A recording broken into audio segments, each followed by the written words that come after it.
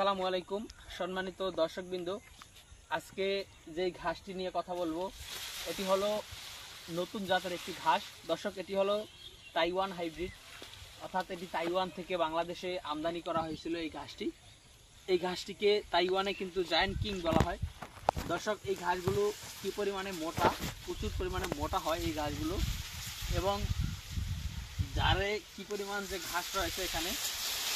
দর্শক, একটি জারে এই তাইওয়ান ঘাসটি মূলত স্মার্ট নেপিয়ার ঘাসের জারের মতো জার হয় এবং লম্বা হয় জারা গাছের থেকে বেশি। জারার যে গিট রয়েছে, দুইটি গিট এতটুকুন হয়, তাইওয়ান কিন্তু তার থেকে বেশি দূরত্বে গিটগুলো হয়। দেখেন, এই গিটগুলো অনেক দূরত্ব হয়ে থাকে, সে কারণেই মূলত তাইওয়ান ঘাসটি অনেক বেশি লম্বা হয়।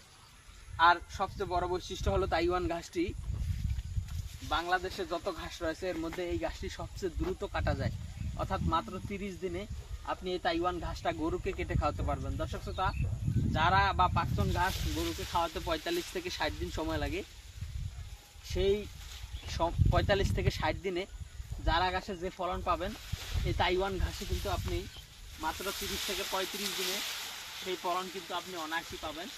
আর এই ঘাসটা অনেক বেশি মিষ্টি, এর কারণ হলো এই ঘাসে প্রোটিন রয়েছে অন্যান্য ঘাসের থেকে বেশি।